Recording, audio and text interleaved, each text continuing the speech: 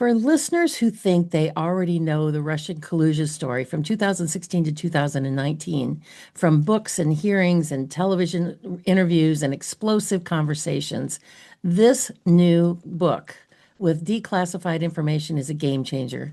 It will bring new information to the table about where the real corruption in all of this in our government really lies. What you're going to hear about today will really clear things up and make it very apparent where we need to go from here. Welcome to the Tenpenny Files, everyone. I'm your host, Dr. Sherri Tenpenny. If it matters to your body, your freedom, or your future, we talk about it here. We cover topics that will solidify your beliefs, offer solutions, and introduce you to amazing products through conversations with authors and documentary filmmakers who challenge the mainstream narrative. We talk about a different topic every day, so there's always something new here for everyone. We talk about politics and history, astronomy, archaeology, pets and travel, food, fitness, and farming. And of course, we talk about vaccines, health, and health policy. And once a week, we have a conversation with pastors and authors who speak and write about biblical principles. Join me here every day, Monday through Friday, 3 p.m. Eastern Time for the Tenpenny Files, when we hear from voices who've often been ignored, silenced, or censored. Before we begin today, I just want to invite everyone to become a Tenpenny Prime member. Prime members receive exclusive monthly contact.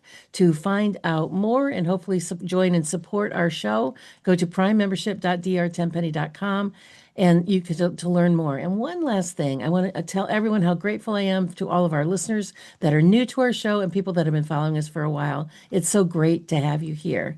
Now, let's get started.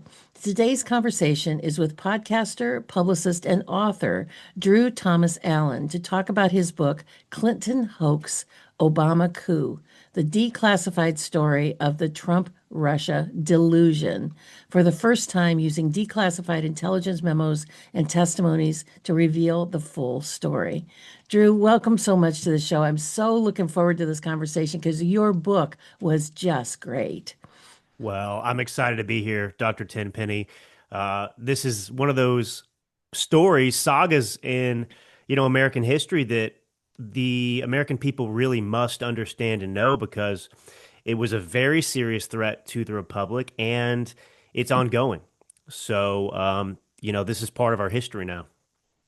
You know, what I really enjoyed about your book is that you made it so readable that others have written about this topic. It seems sort of cryptic and sort of twisted rabbit holes that were difficult to understand. I mean, I really remember when all this was in the mainstream news, that all of the Russia stuff that people talked about and, the dossier and, all the unbelievable things that were happening. But it seemed as though we only had little bits and pieces of the story. But you really understand it now, and your book makes it very understandable, the lay of the land and the highest level of corruption that went on. Yeah, well, fortunately, Tulsi Gabbard, the director of national intelligence, declassified some very, very important documents. I think it was last summer around August. And that really helped pull back the curtain and answer some of the lingering questions that we had about the Trump Russia collusion, hoax turned coup. And I had just followed this story for a long time for whatever reason. I mean, it was of interest to me and I seemed to understand it in a certain way, but I did want to convey it in a way that was simple, that the average American person could understand because it's understandably difficult to follow because you're talking about now 10 years since it started. And obviously there were cover-ups. There were investigations that led to nowhere. There was a refusal to provide those declassified documents that remained classified. So, it was a very confusing portrait, confusing acronyms and everything else. So I'm just very pleased that I had the opportunity to write something at the right time, I guess, to make that understandable. You start out your book by saying that the Russia collusion narrative was, quote, one of the most destructive political hoaxes in modern history, possibly in all of American history. That's really a bold statement. What led you to that conclusion? Yeah, I mean, the Trump Russia collusion saga, um, it turned into a coup.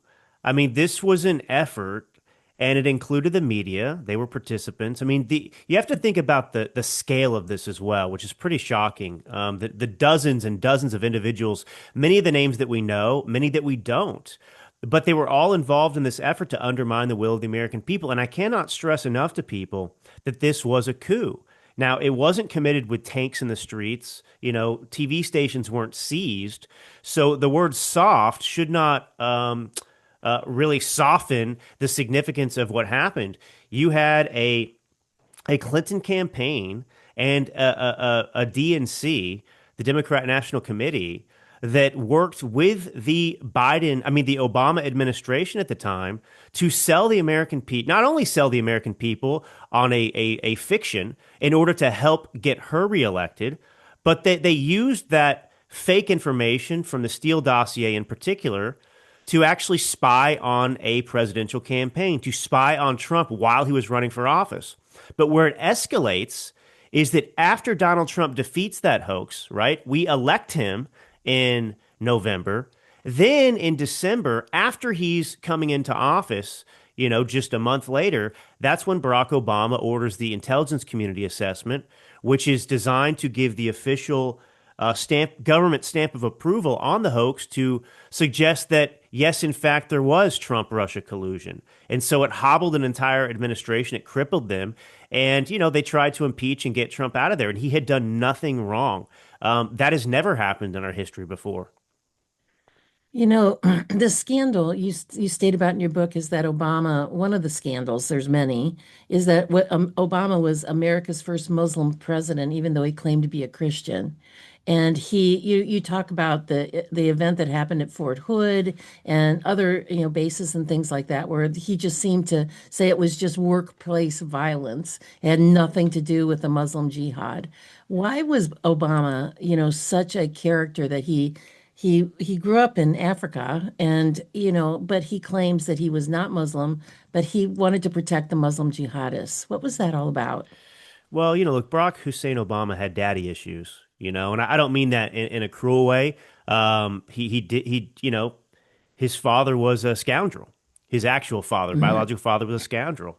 And I understand as a Christian and somebody who, has spent time with family members in rehab and trying to around people who have deep scars, and we all do, but they come from the parent, right? So even I, as a young man, I had great parents, but my father wasn't perfect. I've got two young girls. I'm not perfect either.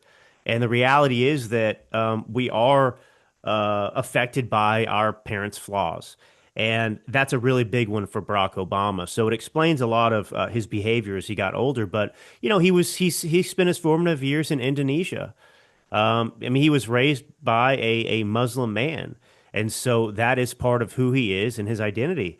And I call him the Billy Graham of Islam because, this country prior to Barack Obama had never had such a big advocate in such a powerful position, obviously, advocating for the religion of Islam.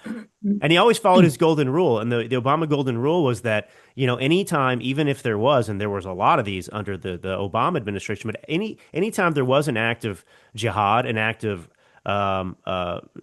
terrorism carried out by a Muslim individual in the name of Islam in America, he always had to then he always had to come and defend Islam as well, right? You would never do that, if that's how sensitive these people were, and he was, because it demonstrates that whether he really was a Christian or not. I don't think he was. I think it's a bunch of baloney for sure. He obviously revered Islam more than Christianity because he would routinely and repeatedly attack Christians, and try and dismiss, acts of radical Islam by falsely portraying Christianity as similar to Islam, as if Islam was the same thing. But this shaped his whole foreign policy, and it ultimately led to what happened in Benghazi. And but for his affection for Islam, we might not have ever had the Trump-Russia collusion hoax because it was Benghazi that really was the starting point of that. You mentioned Benghazi, and that's where I want to go next with our conversation here, is that you describe Benghazi in your book, and you define that whole period of time and write about it so clearly that Benghazi was the original sin that walk us through why the 2012 cover-up of what really happened in Benghazi was really designed just to hide Obama's failed Middle Eastern policies. That whole thing was such a disaster. I saw the movie, after the Benghazi movie after it came out. And again, there was a lot of seemed like missing pieces, and you really filled in the gap about Benghazi and how that led to the Russian collusion. Take us through some of that story. Yeah, I think that might be surprising for the audience that, look, you're writing a book about Trump-Russia collusion, so why would you start with Benghazi, right? Why would you start so many years before? But I think that's what makes my book important, if I can say that, Mm-hmm. and obviously unique compared to other books because you've got to understand context. Things don't just happen; they start somewhere else and they escalate. And so the Benghazi episode, and just to refresh, the audience's memories. Back in 2012, on the anniversary of 9/11, you had a premeditated terrorist attack on our temporary embassy facility in Benghazi, Libya. And U.S. Ambassador Christopher Stevens and several other Americans were killed. And the attack was carried out by an Al Qaeda affiliated group.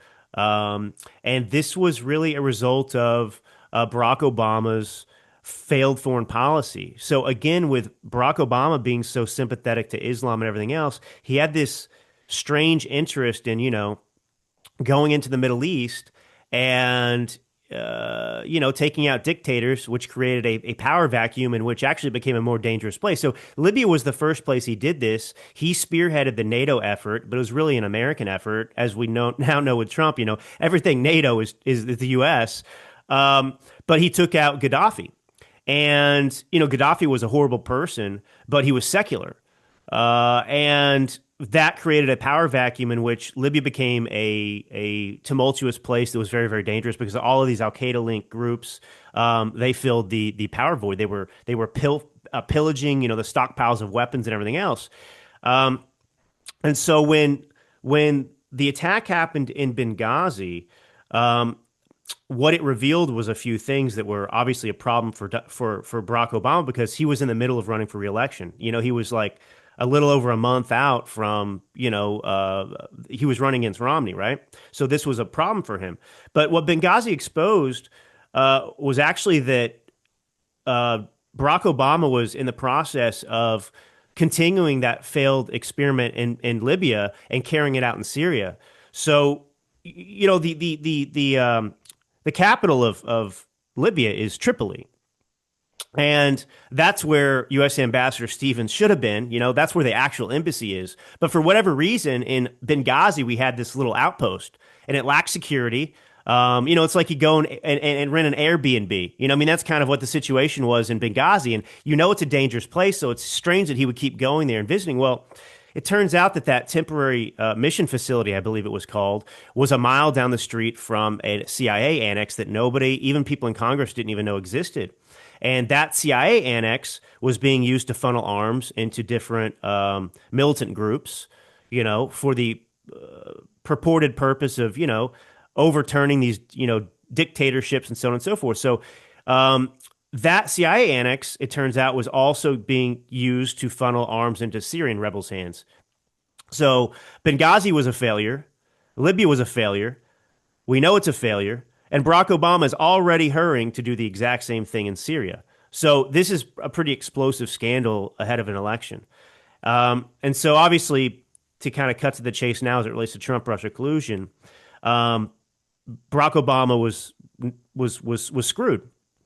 This was not a good thing. He had been campaigning on Al Qaeda being on the run, and now you have a bunch of terrorists that just killed the U.S. ambassador in Libya. This is not a good look before your reelection.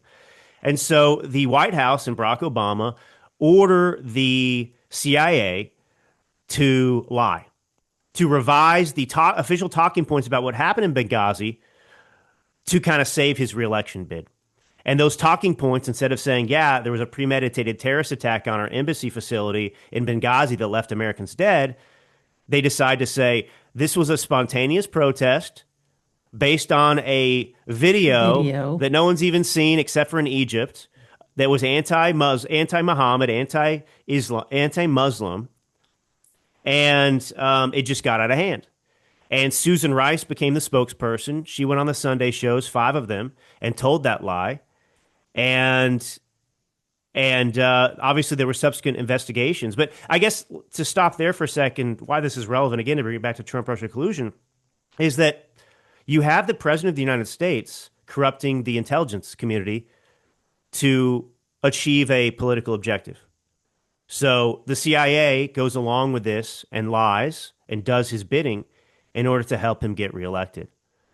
And so you'll see that obviously with Trump-Russia collusion, right? The corruption of the intelligence community. So this is one of those important signposts that precedes the hoax. But then you had the investigations into Benghazi, and that's the fuel that goes to Trump-Russia collusion, because Trump-Russia collusion was a desperate effort by Hillary Clinton to distract from her scandals and criminal behavior, to create a boogeyman so big that people would stop looking at her. And that's the only thing that she could do, because the American people were fed up with her. So she had to make Trump worse than her.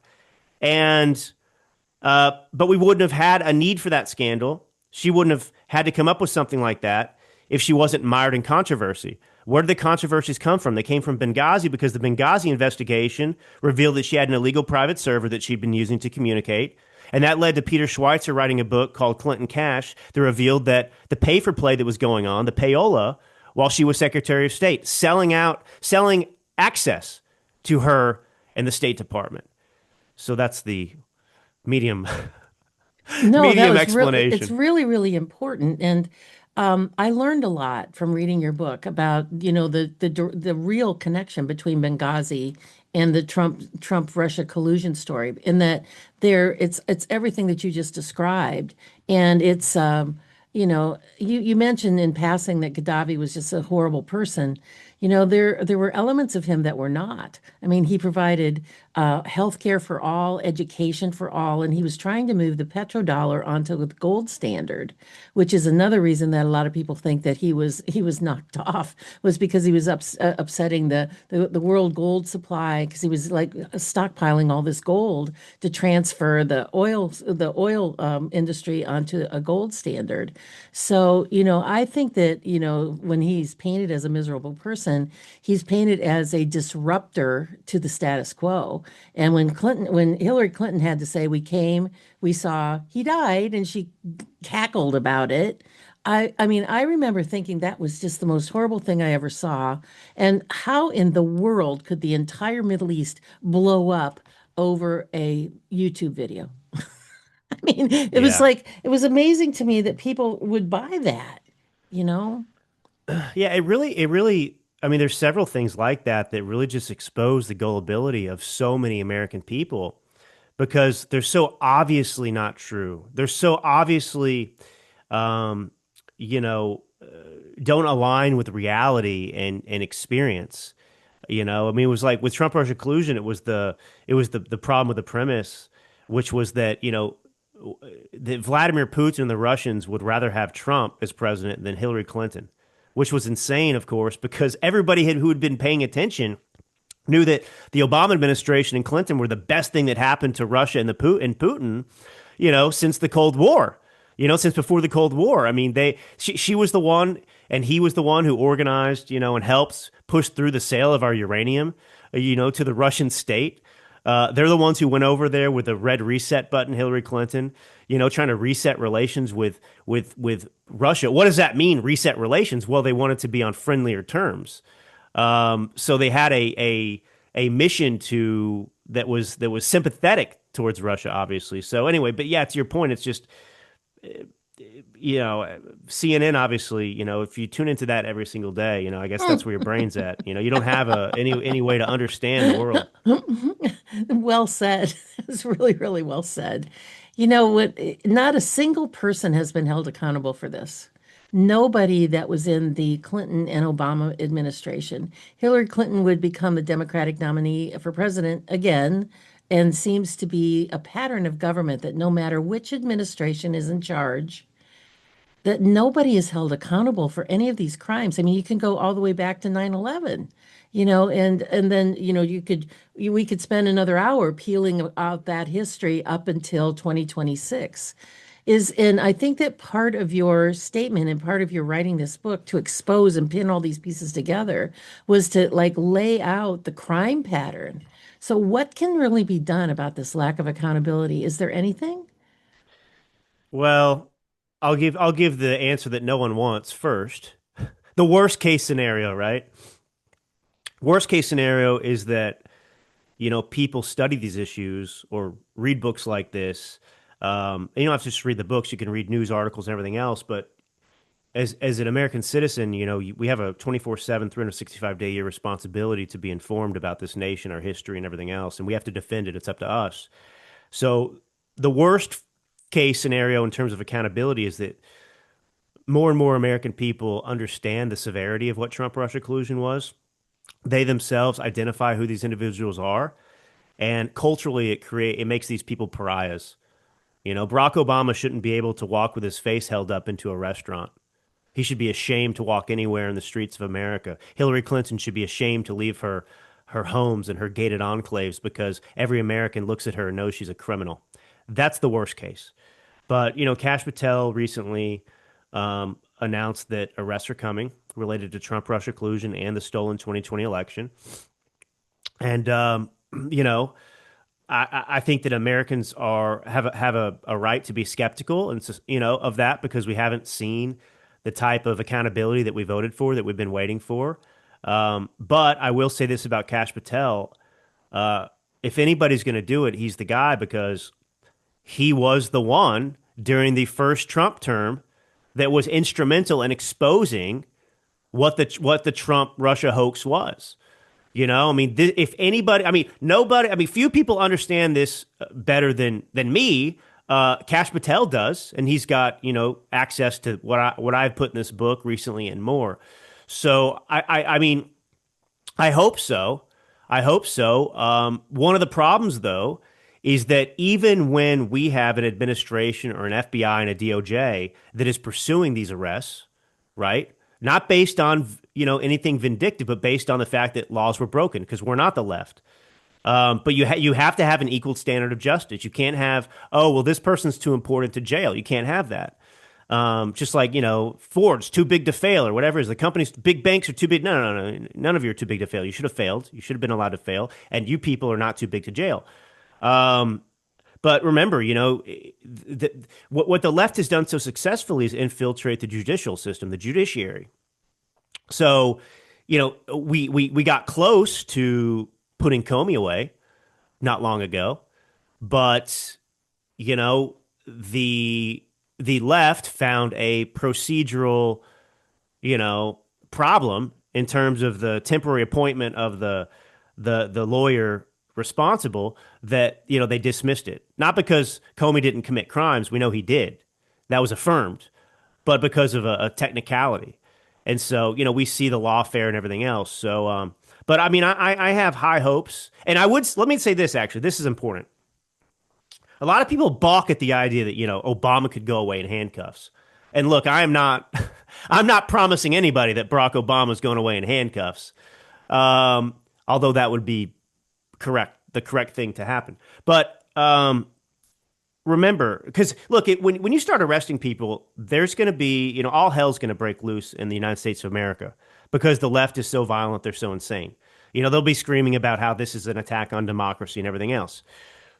But people need to resist caving to what's going to happen in the pressure by the media and the left to try and protect these criminals. It is the left that created the precedent for what could come. It's the left that used lawfare to try to put a former and future president in prison, right? Donald Trump. So they've already tried to do it. They've said it's okay. They've said that Donald Trump is not too big to jail and he didn't commit any crimes. But if it turns out that the same thing can happen because real crimes were actually committed, unlike what happened with Trump, with Barack Obama or anyone else, they have to pay for those crimes. Yeah, I agree with you. But in your view, this whole idea of this Trump-Russian delusion was an opening salvo of a larger ongoing effort to criminalize and political opposition and delegitimize our elections. You mentioned the stolen election of 2020 and the overwhelming win that they, when Trump was running in 2024, he was saying, it has to be such a landslide that they can't steal it, which it seemed out to be that way. But going forward, where do we stand with that on delegitimizing our elections?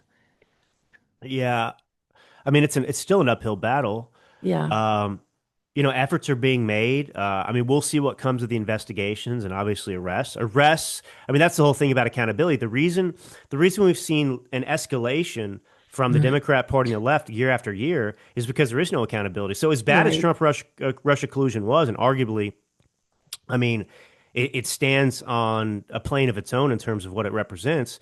But then you get a stolen election in 2020. No accountability. You get Joe Biden who campaigned from the basement in there. Nobody believes that. Think of, I mean, there's another trend here, and this is I don't outline this in the book, but just because we're talking about it and you've pointed out, made some really amazing points. All of these things defy logic, right? So with Trump Russia collusion, the people that bought it and believed that Donald Trump colluded with Putin to, interfere or steal the election. I mean, the premise never made sense. Obviously, Putin wouldn't rather have Trump in there, And then you get to the 2020 stolen election, and to believe that it wasn't stolen, you had to believe the impossible, which was that Joe Biden, who was a decrepit old man even then, losing his mind, campaigning from the basement, that he got, 15 million more votes than Barack Obama or 12, whatever it was. He's the most popular president in American history, U.S. history. You have to be insane to believe that. Yeah, and a But lot of but but us, they yeah, go ahead. go ahead, go ahead. The Well, I know. I the just you had to be insane to believe that. And we saw all the campaign pictures. Trump would pull up in the Trump airplane, and there would be literally hundreds, tens of thousands of people there. Then you would see, Biden standing on a stage with 20 people in the audience. It's like, how did people possibly believe that was true? Well, we're going to hold that because we've got great conversations going on here about a whole bunch of political stuff. I'm really enjoying this. We're going to take a quick station break to hear from our sponsors and for AmericaOutloud.news. America Out Loud Talk Radio plays the Tenpenny Files on the iHeart Radio Network every day, Monday through Friday at 3 p.m. Eastern. If you've missed any of these great conversations, you can find the Tenpenny Files on Spotify, Pandora, Apple, TuneIn, iHeart Virtual Studios, and on my platforms at dr10penny.com. You hover over the podcast tab and you will see where it says all podcasts. You can find them there. You can find them on X, Instagram, Rumble, and also we have a YouTube channel now. We're going to see how long they let us alone and let us be up there. Every time I've started one of those, they've taken us down over the years. We'll see what happens. But if you put in the Tenpenny Files, you will find that. We also post them on our Substacks at dr10penny.substack.com and tenpennywalkwithgod.substack.com. We've got a great message from our sponsors. Sit tight. We will be right back with more from Drew Thomas Allen about the book Clinton Hoax, Obama Coup, the declassified story of the Trump-Russia delusion. We will be right back. Zeolite is a detox spray. We work specifically with a company called Touchstone Essentials. They are an incredible company. We've been working with them now for several years. And zeolite is a mineral that goes through your body like a one-way basket. It will clean out heavy metals such as arsenic and mercury, aluminum, cadmium, and it hooks onto those metals from a one-way perspective. So once it's bound, it goes out through your urine or your stools and doesn't get redeposited in other places. Everybody needs to have a detox product in their life, and this one is so easy to use and it's so safe. You can take it when you're pregnant, you can take it when you're nursing, you can give it to little children, you can even give it to infants, and quite frankly, I give it to my dog. I actually put a little bit of the zeolite in his water because until we all stop living in a toxic world, we all need to get some of those extra toxicities out, the heavy metals, the persistent organic pollutants, the things that are floating through the air, the different things that we come in touch with in our environment. And we are a big fan of zeolite from Touchstone Essentials. We've been a big fan of their products for several years. Go to drtenpenny.com/detox to get your first bottle of zeolite spray for $50 off. only when the government bows to the people will America become great again. This is Malcolm Out Loud here. Join me in pushing back against censorship, my fellow Americans. Right at the top of AmericaOutloud.news are the words, many voices, one freedom, united in the First Amendment. Now is our time, my fellow Americans. AmericaOutloud.news, liberty and justice for all. Well, welcome back, everyone. Today's conversation is with podcaster, publicist, and author Drew Thomas Allen about his book, Clinton Hoax, Obama Coup, the declassified story of the Trump-Russia delusion. For the first time, declassified intelligence memos and testimonies reveal the full story and put the final pieces together. Let me tell you just a little bit more about today's guest. Drew Thomas Allen is an American author, political commentator, and media personality known for his outspoken conservative viewpoints and commentary on U.S. politics, culture, and governmental institutions. Mr. Allen has built a career in media rather than traditional print journalism. He's widely known for hosting The Drew Allen Show, a political podcast and radio-style program where he discusses current events, policy debates, and cultural issues from a conservative perspective. Yeah, go Drew. That's great. I love that. Welcome back to the show. It's such a great honor to have you here and talking with you this morning. Well, I'm excited to be here, and I'll add, because this is a recent development too. I just joined the Daily Signal, which is where Victor Davis Hanson he is now as well. So I'm really excited. I'm actually their California columnist, so I'm doing my best here to see what we can do in California to maybe take back this state. Oh boy, you got an uphill battle going on out there, that's for sure. Yeah, that's right. But we need conservative voices such as yours and conservative thought for the remaining people that are in California. Unfortunately, I think that so many of the good conservative people said, I'm out of here. I just can't take it anymore. So good for you for taking on the battle. Yeah, not without a certain amount of pain, but I honestly, it's a God thing. I feel called to stay here and fight for now. Too many opportunities have presented themselves, and you just recognize them. The older you get and the more you learn that, you don't know anything and you better look up and to the creator, you start to recognize the signposts. So I can't leave yet. As much as I'd like to stop paying $1,500 a month in my energy bill. Ooh, wow. People don't know. It's crazy. Yeah. Well, let's get back to the Democrats and what the shenanigans that they pulled here. So, why do Democrats and lifer bureaucrats that we can't seem to get rid of in the Trump administration, why do they hate Donald Trump so much, more than any other Republican in modern history? So, you have to understand Washington, D.C. and the government itself as its own kind of ecosystem. And it doesn't really matter in the DC bubble if you're a Republican or Democrat. So imagine you have a NGO or something, right? It doesn't matter if there's a Republican or Democrat who's running Washington, D.C., as long as you are getting the federal dollars and enriching yourself. So you have all these, you have a kind of an economy that is just dependent upon getting handouts from the federal government, right? So keep that in mind, because it explains why you had Republicans and Democrats that were so opposed to Donald Trump, right? The establishment. So typically, when somebody wins election, the presidential election, the expectation by those that are already in Washington, D.C., the permanent bureaucrat class, the expectation is that, hey, you won an election, so you might be here 4 years. If you're lucky, you're here 8 years. But we've been here before you, and we will be here long after you. And so you have a certain amount of latitude with which you can affect the country. But there are many, many things that are off limits, foreign policy, and so on and so forth. And so you are going to be a cog in this machine, because we know that you're the president and the American people elected you, but we're the ones who actually know how things work, and we run Washington, D.C. You just got here. We've been here. That's the expectation. And the Republican or Democrat, and, it typically leans left, but the Republican or Democrat comes in and says, okay, that's agreeable. That's fine. Well, Donald Trump was different. He was, to use your word earlier, he was a disruptor. And he wasn't silent about that. He campaigned on it. He told everybody what he was going to do. And this sent shockwaves through Washington, D.C., through the establishment, because they knew that he was not going to be controllable. They knew that Donald Trump was not going to come in there and respect their demand that he fit into the machine. He promised to destroy the machine.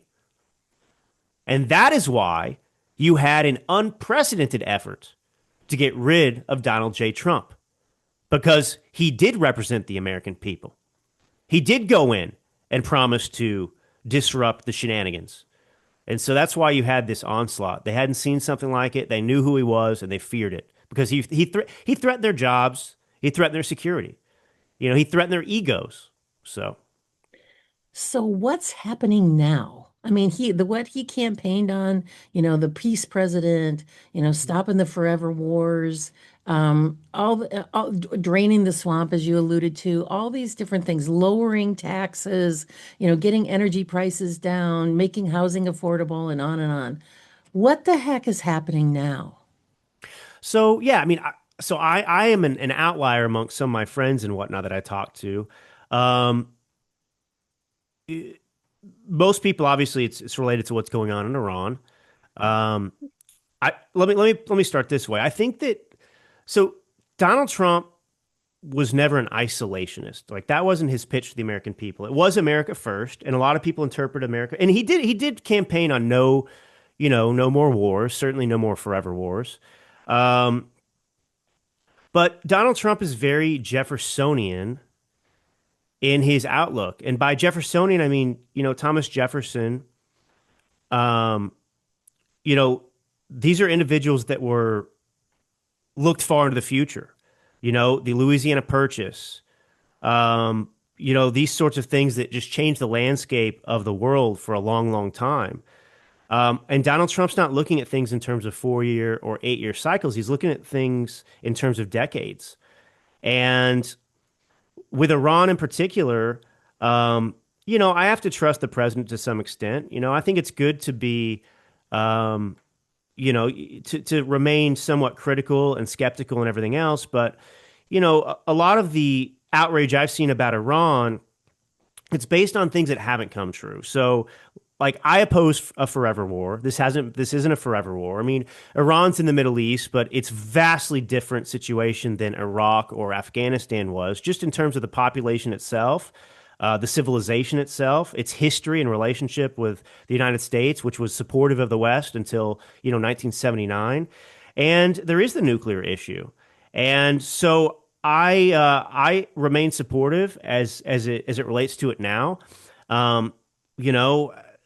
Some people are very critical of Israel. They're worried about Israel's, outsized influence on the United States of America, for example. I don't see it that way. I think that Israel is a strategic partner in the Middle East. And there are going to be issues where we're going to have disagreement on, because there's certain things that are in Israel's interest that aren't necessarily in our interest. But I think that preventing a nuclear Iran is in everyone's interest. And, we've seen support from other Middle Eastern countries out there as well that are actually supporting us and backing us. And, even NATO allies, they have opposed us. They have prevented us from using their Air Force facilities or their airspace, for example. But, they're cowards. Because recently, and look, I mean, it's going to be very hard to negotiate with Iran because you've got a bunch of terrorists who actually don't want to negotiate. So that's why you're seeing all this back and forth. But, we have decimated most of their capabilities and abilities, and we've done it in a way in which the population hasn't really suffered. We did it without taking out, power plants and so on and so forth. But now you see the NATO allies that are saying, okay, now that it's looking good, every time it looks good, the outlook looks good, they come in and say, well, yeah, we support this too, Iran can't be allowed to have nukes. And so I think, and the other thing I would say to people, because I'm sensitive to this, is that this was not a good decision for Donald Trump to make ahead of midterms. Like, it's not a politically savvy move to make. And so that tells me, at least my interpretation of that, is that this needed to be done. And there was a window that this had to be done. because it would have been better and easier for Donald Trump to just kick the can down the road and not let this become an issue ahead of midterms. So, that's kind of where my understanding of the reality is too, is that, look, I mean, I elected this guy. I mean, it doesn't mean he's not infallible. He makes mistakes. There are things I disagree with, certainly. But I think with foreign policy, he is making the world a safer place in the long run for decades and decades to come with Venezuela. Because here's what people have to know too, and then we can talk about whatever. Sorry, I think it's important to get this information out there, I guess. I do too. China is our greatest adversary. And for some reason, if you poll Absolutely. people, doctor, I guarantee you they won't say that. I I mean, the know. Biden administration treated them like they weren't a threat at all. And so China is really behind all these actions we're taking with Iran, with Venezuela, possibly with Cuba. The common denominator in all of the activity is that China is working with these countries to hurt America. Yep. And that's what really this is about. It is about reducing China as a threat to America. But if you don't acknowledge that China is a threat, none of this makes sense. I totally agree with that. I had a conversation a few weeks ago with Casey Fleming about his new book, The Red Tsunami, about how China has laid out this incredible about 40-year plan to undermine and decimate the United States from the inside. And when you read his book, the first part of it, I mean, probably the first 30 pages about make your eyeballs fall out. There is not a topic that you can name in any of America's society that has not been infiltrated by the Chinese. And I totally agree with you that if you were to just ask somebody walking down the street, how big of on a scale of 1 to 10, how big of a threat do you think China is? They go, oh, maybe 3, 2. They don't have any idea what's going on. So I agree with everything you just said about that. Yeah, yeah. And It's you got to have context for things. I mean, there's so many efforts out there to just mislead people, and I've said this too. Like, it's a good thing that the legacy media doesn't have a monopoly. Obviously, I'm on this show. I have a show, so I'm grateful for that. But at the same time, there's a lot of misinformation out there too. That's not to say the legacy media wasn't putting misinformation out there, but there's a lot of it. It's like the double-edged sword. You've got to deal with certain. There's pros and cons. The iPhone comes out, it changes our lives. It's arguably very positive, but there's a lot of negatives that come with it too, and you can't anticipate what those problems are going to be. And the same thing's true right now, I think, with just social media and the kind of. I think the problem with social media is it does it actually facilitates something that I complained about with the legacy media, which is this attempt to perception's reality. yeah, So there's bots and there's people that try to create, make an idea popular or support it, and it doesn't represent what's happening out here away from the screens. But if agreed. that is your world in reality, that's what you tend to believe.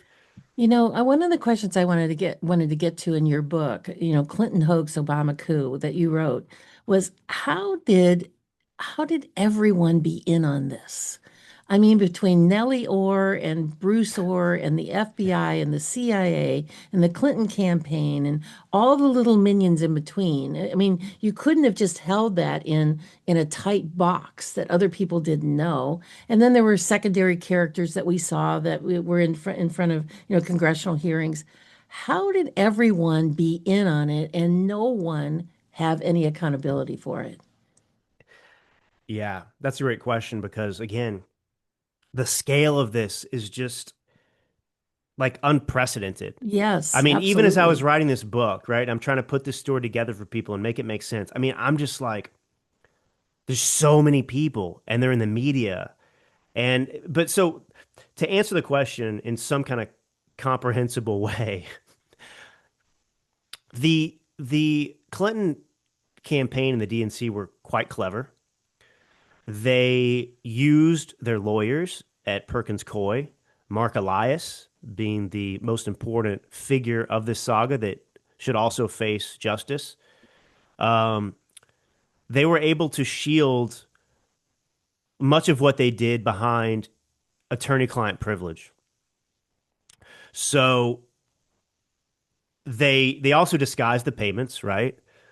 So they committed a campaign finance violation because the Clinton campaign paid Perkins Coie legal fees, and those quote unquote legal fees were actually used to hire Fusion GPS, the opposition research firm that ultimately outsourced the Steele dossier to Christopher Steele.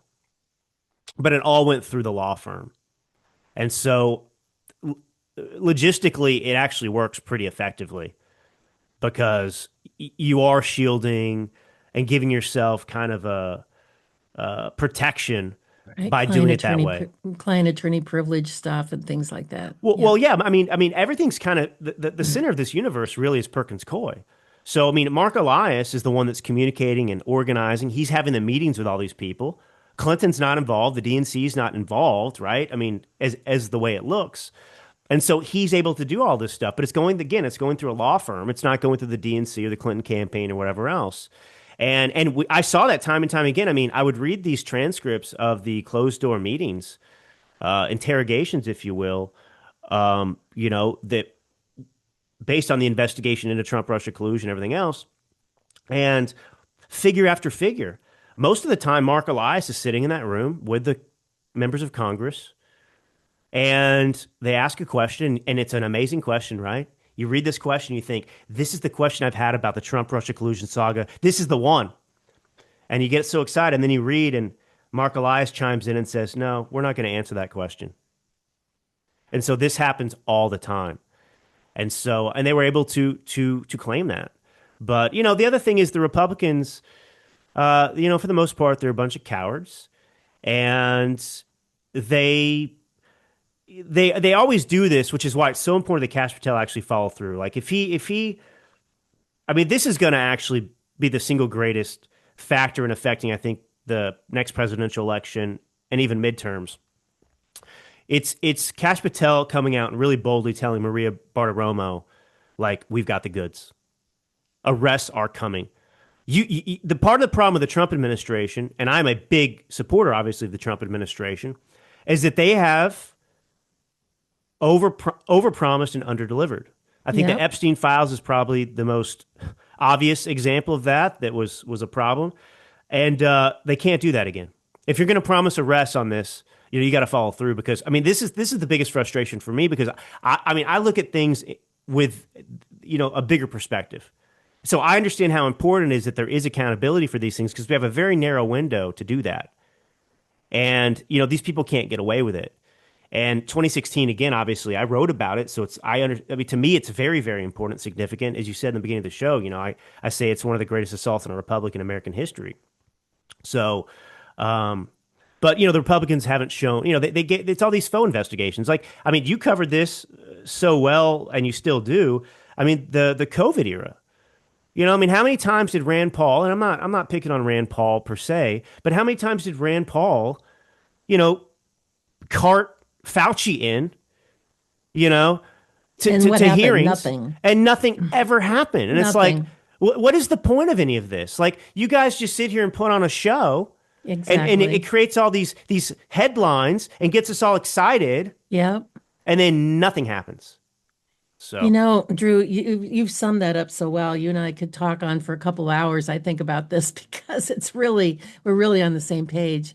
But in your book, in the last few minutes that we have together here on the show, Clinton Hoax, Obama Coup, the declassified story of the Trump-Russia delusion. I love how you labeled it that way. We've done a pretty good overview, I think, of the importance of your book and the connecting the dots between Benghazi and what happened. And I think some people might say, well, this was a long time ago. This happened in 2016. Why is your book important today? And why should people get this book, read it, and understand the history of what happened here? Well, a couple reasons. One is very selfish, and I'll start with that. And that is that I want accountability. I want people to go to jail. And, some of the way that we can do that is for people to get informed, right? Sometimes books come along. Peter Schweitzer is amazing. I mean, I'm such a fan of his, I mean, so when Clinton Cash came out, and I'm not comparing myself to that level of, significance, but, when Clinton Cash came out, it was responsible for the FBI starting to look into the pay for play at the State Department. Without that book, it wouldn't have happened. It created pressure. And so, this is one of those books that is coming out, I think, at a really opportune moment that can maybe, hold some feet to the fire, right? Because people need to familiarize themselves right now so they know what's a demand. You can't have accountability even of your own people that are trying to get accountability if you don't have the facts to push back, you know? So, that's a very, very, very important thing. So that's the selfish reason. I want accountability. So I want people to read this book and I want them to hold Cash Patel and everyone else, responsible. Say, look, we know what happened. It's very clear. A kindergartner can understand it now. So we are not going to sit back and accept anything short of handcuffs because we know what happened. So I think that's the biggest reason. But also, if there is not accountability, the worst is yet to come. Ooh, that's important. That's really true. And to understand it, I just love the way that you kind of lay out when you're in your writing style, you lay out all this stuff and then you say, and what this means is, and then put it in very simple terms. Like you put down all the facts and everything that happened, and you're kind of reading it and kind of trying to make sense of it. But then you make sense of it for us. You write in there, this is why this is important, and this is what this really means, which is why I just really love your book. And I'm so grateful to have this conversation with you. I was looking forward to this today. I didn't know you were in California, so you had to get up pretty early to do this with me this morning. So I'm glad that you did that. But I really want to advocate for people that know to learn about American history and learn to know what happened and what you said about holding people accountable to get this book, Clinton Hoax, Obama Coup, and really understand that all roads lead to Obama and there needs to be accountability there somewhere. You can find all of the books that we have, all the authors that we have on our show. You can certainly find it at their websites, but we've created a bookstore. It's bookstore.drtenpenny.com, where we put all of our authors' books in there so they're easy to find. So you can go back and find them right away. But this is definitely a book that somebody needs to read, not just buy. It's one thing. I have 1,000 books in my house I haven't read. So you need to buy the book and actually read it. Well, we've got a couple of minutes left, Drew. What would be your closing thoughts and takeaway for our audience here today? Um, I think my closing thoughts would be, it's easy to get discouraged and become a permanent contrarian. Um, we have a really steep uphill battle to kind of save the republic, if you will. And part of the reason we're in this situation is because of decades of neglect. Yep, and we got to cut this short. So make them. So because I think you're right. Lots of Yeah. neglect. We're up against the top of the hour here in our show, and we have to pay attention to what radio tells us to do. So we're going to close this out. And thank you so much for writing this book, and thank you for this conversation this morning. We'll see you again, everyone here. Thank you for coming today. We'll see you again tomorrow or the next time on the Tenpenny Files. Have a good rest of your day, everyone. Goodbye, and God bless.